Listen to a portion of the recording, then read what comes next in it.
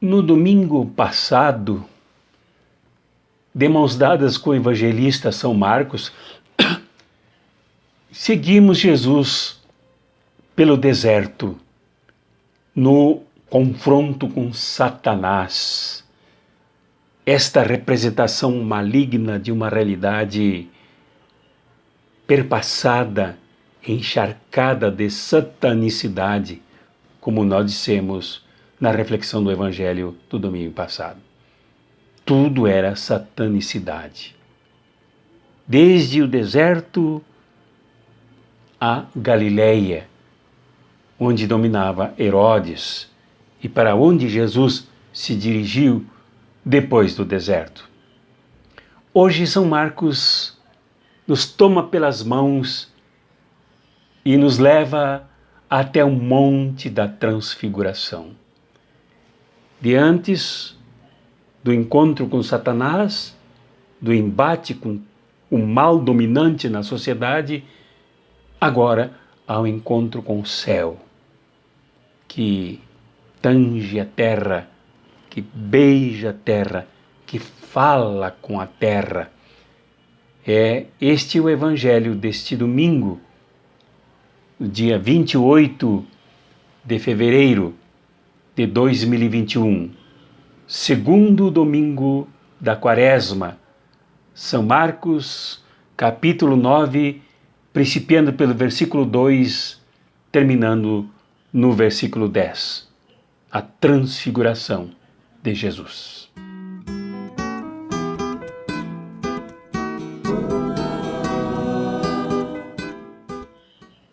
Lá no deserto, o embate foi violento de Jesus com todas as tentações para que ele seguisse os atalhos oferecidos pela agenda herodiana, pela agenda encharcada da dominação do Império Romano em colaboração com a religião do templo. Lá encontramos Jesus em luta.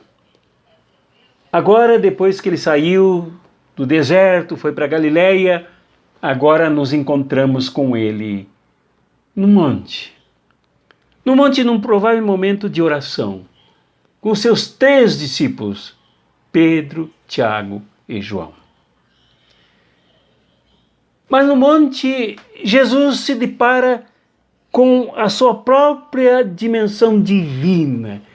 O divino se aproxima do humano, se entrevera com o humano, se mistura com o humano, com a natureza, com a nuvem, com toda a realidade ao pé da montanha também. Nesse encontro de Jesus com o divino, em cujo monte ele ouve a própria voz do céu, como que a ratificar o messianato dele, a ratificar a missão dele como Messias aspirado pela humanidade inteira e apontada de forma obscura, imprecisa, pela profecia do Velho Testamento. Aqui Jesus se transfigura, as suas roupas se transformam num branco, revelando uma clarividência, uma limpeza jamais conhecida no planeta Terra. E os discípulos presenciam essa experiência mergulhada em Deus que aí está. Essa experiência mergulhada no Deus que chama e confirma Jesus para a missão como Messias. E confirma para os seus discípulos, inclusive, para a comunidade de São Marcos, para o movimento de Jesus. Essa experiência se dá em cima de um morro simples, carregado de pedras, de vegetação, de poeira, e não num templo. No templo não haveria lugar para o encontro de Jesus com o divino, com Jesus, mesmo revelando a sua dimensão divina. O templo o rejeitou. Como provavelmente hoje Jesus seria rejeitado pela grande maioria das catedrais e dos templos, onde não há o divino presente, mas os grandes jogos de interesses, as grandes manobras do poder religioso, do poder institucional, dos que se instalam sem jamais se reaproximar deste Jesus do morro que passou pelo inferno, no deserto, no encontro com o Satanás que perpassa todos, inclusive aqui no morro, como nós veremos, aqui na montanha, como nós perceberemos. Aqui não havia nada de especial, não havia demonstração artística, não havia corais, não havia duetos, não havia instrumentos musicais, não havia nenhuma goiabeira para Jesus subir, mas um morro, uma montanha não muito alta, mas uma montanha que representava toda a história de um povo que foi esquecido e uma marcha abandonada. Aqui Jesus se revela aos seus discípulos e o céu que chega na terra, que fala com Jesus, que fala com os discípulos e declara: eis o meu filho amado, esse é o meu filho amado, escutem-no. É a experiência do movimento de Jesus, do movimento cristão, da comunidade de São Marcos, testemunhada por todos os séculos sem fim, enquanto existir a humanidade. Nesse encontro, como eu disse, houve o entrelaçamento do céu com a terra. Nesse entrelaçamento do céu com a terra, houve também um encontro com a história do povo, com a história da fé. E nesse encontro com a história da fé, 2 pontos são absolutamente representativos aqui, com a presença de Moisés e com a presença de Elias. Moisés representava todo o legado legal, ético e moral construído com o povo para o povo. Mas não só isso, representava a marcha libertadora do povo que saía do Egito, onde gemia, onde pronunciava os gritos que chegaram até Yahvé, que ouviu os seus gritos e o clamor do seu povo e chamou Moisés, que é esse que aí se encontra em toda esta representação aqui, não em cima de um palco teatral, teatro em Nova York, um teatro em Jerusalém, um teatro na Teatral Atenas, da Grécia, ou num Senado romano, mas no morro. Ali o encontro com Moisés, para afirmar a retomada daquilo que ficou para trás, a retomada do núcleo central da aliança do Velho Testamento, que significava a libertação de um povo totalmente satanizado por um sistema colonial e imperial que massacrava o povo e impedia que o povo respirasse este clima que os 3 respiravam ali com Jesus, com Elias e com Moisés. Então era preciso resgatar nesse encontro, nesse diálogo com Moisés, nesse encontro com o céu, este aspecto central da história da redenção, da história da libertação, da história da aliança, que faz com que o povo marche e se liberte sempre dos novos faraós, agora repetidos em Herodes, repetidos no Império Romano, repetidos no culto do templo que traiu toda esta trajetória construída pela libertação do Êxodo. Então Jesus não se encontra com o templo, não se encontra com o Império Romano, não se encontra com Herodes, mas com o Êxodo, com Moisés, o libertador do povo escravo que saiu em direção de uma terra prometida que agora precisa ser resgatada sem a satanicidade do deserto. E o encontro com Elias. É o diálogo com Elias. O movimento de Jesus precisa encontrar também a referência profética.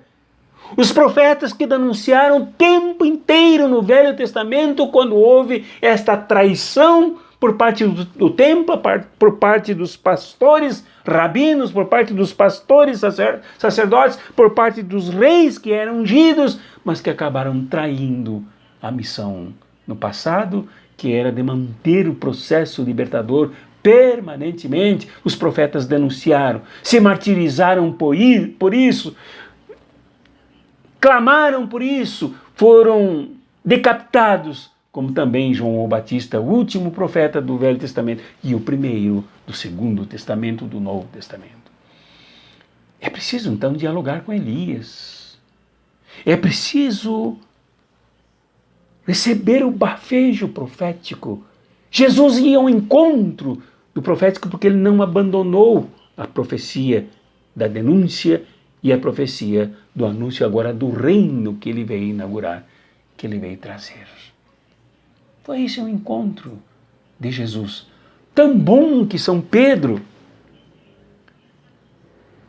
degustando o prazer ali da transfiguração, da voz do céu que está na terra, da voz do céu que está na montanha, da voz do céu que se mistura às pedras, aos pássaros, aos animais e os insetos da vegetação da montanha.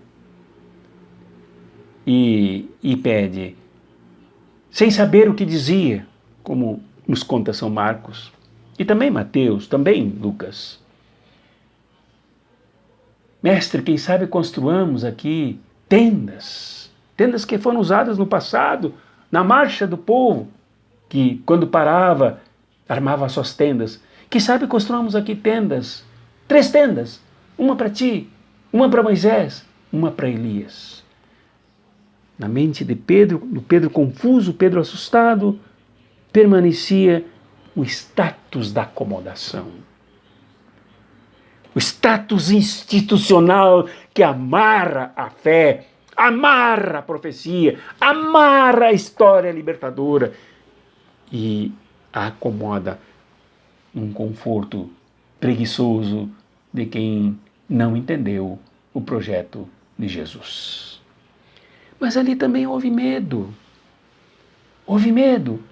A nuvem encobriu a todos. Essa nuvem que é o símbolo de Deus, que é o símbolo da presença de Deus, é o símbolo da atividade de Deus, tanto lá na marcha do povo que deixou a libertação para trás, como também na gravidez de Maria, a nuvem se faz presente e dela sai a voz divina. E quando a nuvem some, não resta ninguém a não ser Jesus. A quem a voz se referiu? A Ele escutai. É a Ele que precisa ouvir. E todos estavam muito assustados. Isto é, apavorados, amedrontados, cheios de medo. Isto é, o medo aquele satanizado, satânico Herodes, o medo imposto pelo Império Romano, o medo imposto pelo templo que traiu o êxodo, que traiu a libertação, que traiu o próprio Deus, faz o culto a Deus a quem abandonou. Este medo também estava na montanha. E ele precisava ser expulso. Expulso pelo Jesus que tangencia a própria ressurreição antes mesmo de passar pela cruz. Jesus não teme, Jesus não tem medo, e foi desta coragem, desse destemor que ele compartilhou com seus discípulos e os convidou a descer o morro. O morro, a montanha, a elevada, é momento para o encontro com o divino. Mas o divino do encontro, o divino de Jesus, o divino da voz, o divino das nuvens, não é o da acomodação que Pedro queria. O divino empurra para o pé da montanha, empurra para o meio do povo, impulsiona para o meio dos feridos, dos abandonados, dos esquecidos, dos satanizados, dos que são oprimidos lá embaixo. É preciso realizar a missão mesmo que a cruz também se misture nesse processo de Jesus. Esta é a mensagem, esta é a reflexão para esse segundo domingo da Quaresma que nós devemos carregar conosco para alimentar a nossa fé, o nosso movimento. Não com uma magia de Jesus da goiabeira, não com uma magia do Jesus dos corações aquecidos, individualistas, egoístas e insensíveis para o que acontece na sociedade. Não da magia dos trajes e das mitras, dos báculos folheados a ouro, dos tronos, dos presidentes, das eucaristias, das catedrais, mas o encontro com o Jesus que se revela, glorioso, que só é glorioso porque não abriu mão de passar pelo trilho da cruz. Este é o processo que deve nos animar também a sermos discípulos fiéis de Jesus, coisa muito bem vivenciada e representada por Pedro, Tiago e João, que muito bem representaram a comunidade cristã que quer seguir Jesus com lealdade, com fidelidade, com compromisso, para sempre, agora e eternamente. Em nome do Pai, do Filho e do Espírito Santo. Amém.